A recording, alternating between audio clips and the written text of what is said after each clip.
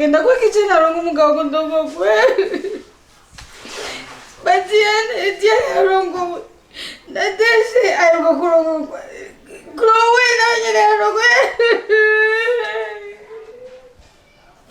Nini mani muri kinoni kwa kichina rongo kwa.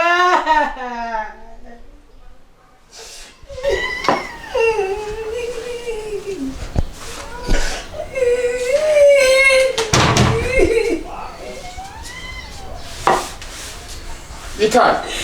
Oui. Ane dada wemura kagatondo tanguye kurira kucyo konye. Mwe kano gatondo tanguye kurira nawe nene kino. Umbiza kwanza none Nibiki kwanza no kuri kurarira. Tikazaje. Kweki zira rukuvuga utego tobo kugabaje. Tarongo. Kandi no kuri kandi. Na tesi bameza kunsura rongo. Chana zina navyumvi. Manukurira. Abakitse basayenze ateka.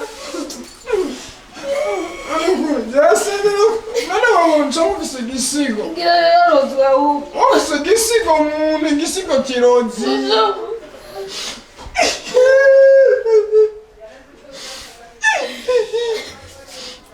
Iji. Ariko rero. Ndagwenda garucumbiriza rero. Arikagana kumumagara pastor akukura mu mudayimoni. Agusengera kwizina rya Yesu Kristo.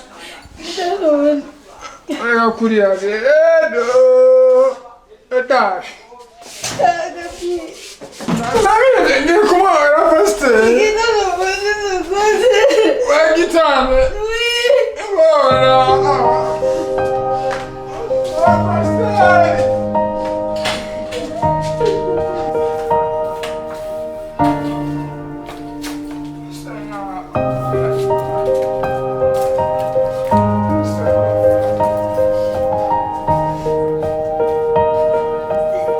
Imana habwe icubahiro. Amen.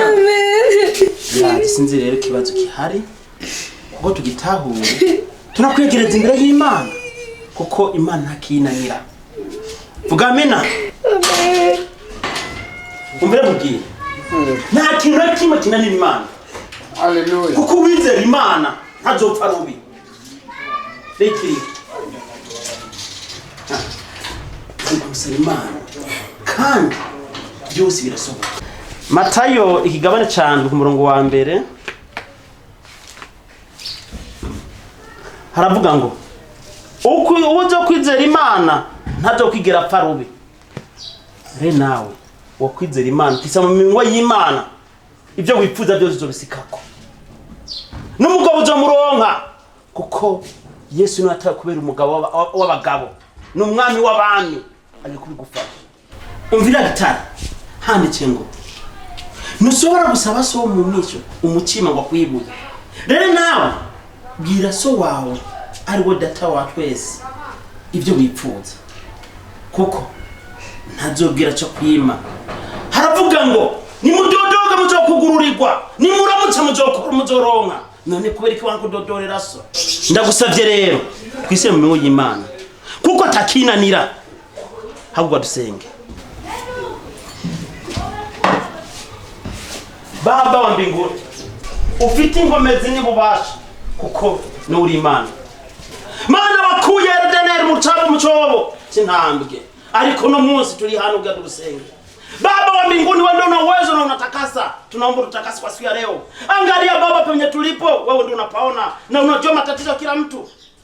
Baba angalia mtoto wa kike zisa alivyotembea, angalia wewe zinamsumbua umuokoe. Kwa kuwa wewe ni Baba ni mwongozi wa vyote. Wewe tunakuomba Baba wewe unyenyekevu, sisi ni wanyenyekevu kwako, sisi ni watiifu, tunaomba utubadilishe, utuneemishe, utupe na baraka kutoka kwako. Angalia Baba wewe huyu mtoto wa kike ana miaka mingi hajaolewa, hajapata mchumba. Angalia umpatie mchumba Baba kwa kuwa wewe ndio unatoa vyote na wewe ndio unapatia kwa kila mtu baraka. Baba wa mbinguni wewe ndio unaweza, wewe ndio unatakasa, wewe ndio unafanya kila kitu. Angalia Baba mtoto wa kike kama ni shetani gani limemuingia kwa mkosesha wa chumba baba na yapate kuolewa miaka mingi. Angalia mtoto wa kike alikuwa na miaka 40 anatoka damu, lakini wao aligusi nguo yako akapona. Na wewe tunakuomba baba, angalipotoa Musa alivusha na watu wangapi kwenye bahari nyekundu, lakini wewe baba ndio unaongoza. Tunakuomba baba, wewe ufanye maajabu, wewe ndiye mshindi wa maajabu. Ni vingi sana umefanya baba, lakini tunaomba baba uoneshe wema wako, uoneshe na kila kitu kwako baba, kwa kuwa mtoto wa kike anakuhitaji, anahitaji kuwa na wewe, na yeye anahitaji kuzaa, anahitaji kupaka baraka zako baba, kwa kuwa wewe ndiye muongozi, wewe ndio tunategemea. Hatuwezi kutegemea vimbweka na vibongo, lakini wewe ndio Mungu pekee. Tunakuhitaji uokoe baba, tunakuhitaji tuokoe mtoto huyu, mwende kumwangalia baba mbinguni. Wewe tunahitaji utakase nyoyo yake, na familia ataenda kupata baba, apate bwana mzuri wa kupenda wewe Mungu. Tunahitaji kwa wewe baba, ndio mweka vyote kwa jina lako takatifu, amina. Baba wa mbinguni, angalia tunapotoka. Baba wa mbinguni, angalia tunapotoka. Semeni amina.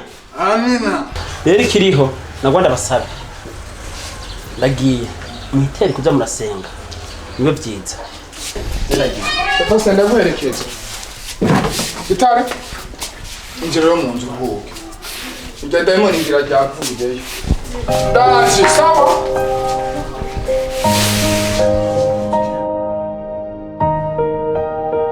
Amarira mukuru y'imisi. Timbona wabaye ikibaju basha. Ifoshe birakwishe. Amarero vraiment Chibuja mazikiye kinini iyo ndakubona.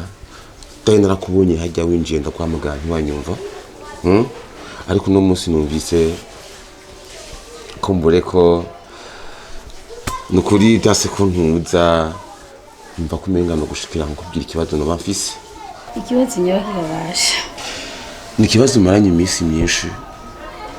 Kandi cananiye kwihangana. Kandi ndifuza ko nza kuva ngaha mu mayinyisho. Tatanga ikibazo nyabakira. Nuko mbona abo nahuye nabo badasa na wewe. No musi ndifuza neza yuko wombera nyina w'abana banje. Tukabana nkuko abandi babana. Nabona twavutse basogokuru babana, nenda gumva ko nobana nawe bihe byanje byose. Ndeze nyuma y'amahirwe. Sivyo.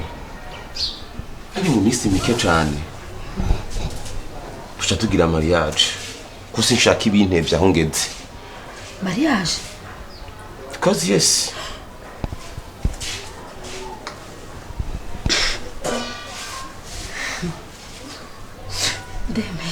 Deme. Wakoze. Mu minsi mike cyane. Ndifuza ko nobana nawe. Kuko nta mwanya mfise kuba mutakaza abandi. Hama aho tundi tuntu narimo amabanga y'akazi ndashobora kugenda. Hama merci beaucoup. Ya.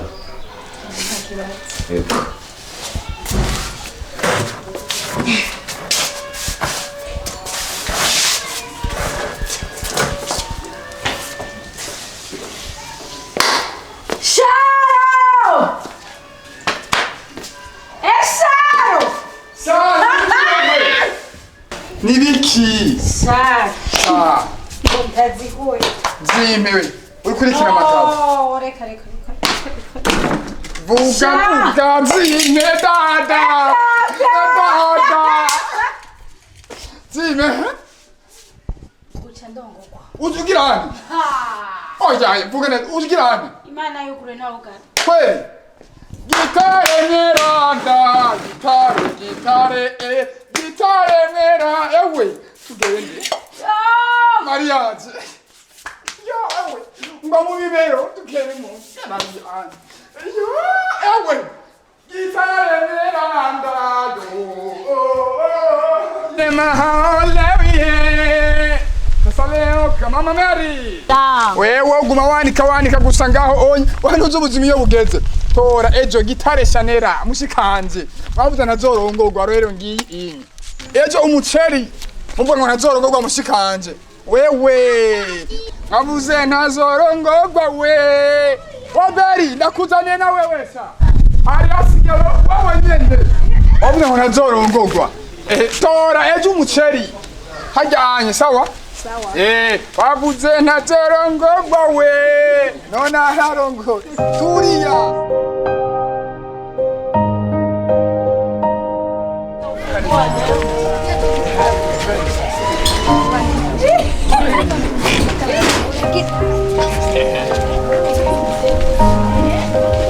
Arasayangana, Arasayangana.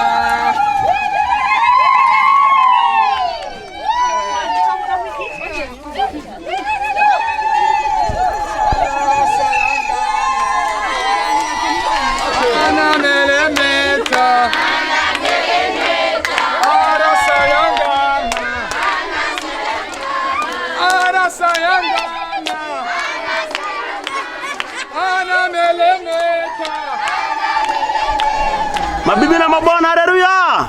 Amen. Uno munsi n'umunezero ntangere kubona babaze kurahira imbere y'abantu n'Imana yuko bagiye kubana ubuzima bwabo bwose. Ariko reka dukorese ijambo ry'Imana mu Bakorinto ba mbere ku murongo w'indwi havuga ngo umukobwa azoheba abavyeyi aje kubana n'uwo yashimye ubuzima bwiwe bwose. Aha tukamanuka kuri 28 hakavuga ati wa muhungu uzobana n'uwo wemeye imbere y'abantu n'Imana ubuzima bwawe bwose. Dukutira amakofi Imana. Uno munsi rero baze kutwemeza yuko bazobana ubuzima bwabo bwose.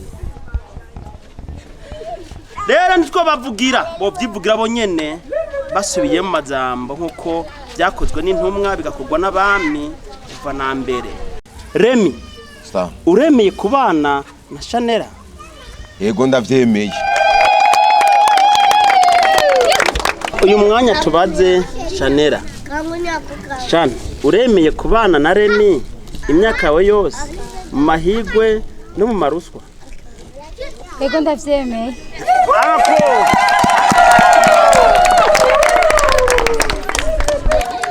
Iki ni kimenyetso ca mbere cerekana yuko bazobana mu munezero no mu maruswa. Rero ibikorewe ngaha barahiye imbere y'Imana n'imbere y'abantu. Ni vyiza cyane, ibintu bimeze neza kandi tunezerewe. Ariko rero uno mwanya niko kuraba abageni bacu tugafata ko baduteguriye tukaryoherwa nabo tugatamba n'akazi kakazako kuko n'umwuzu udasanzwe. Haleluya. Ariko unezerwa tunezerwe dutambe.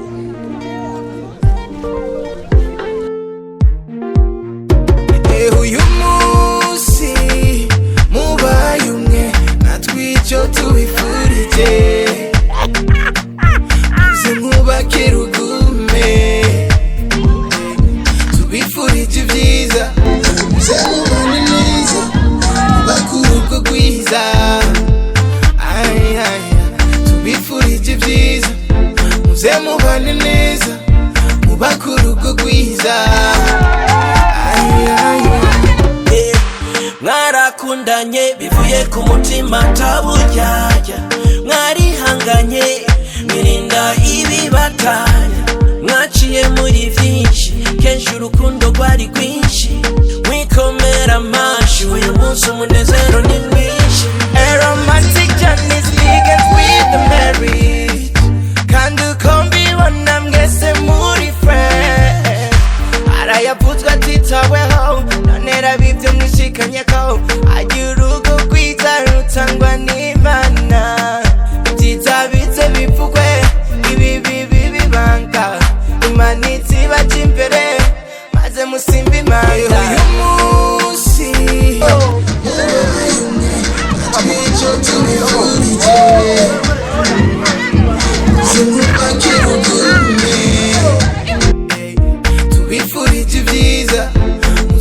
mubane neza mubakurugo gwiza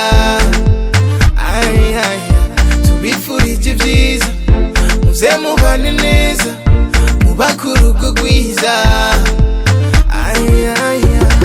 one perimeter one peta check one cheka one waka one perimeter one peta check one cheka one waka kimana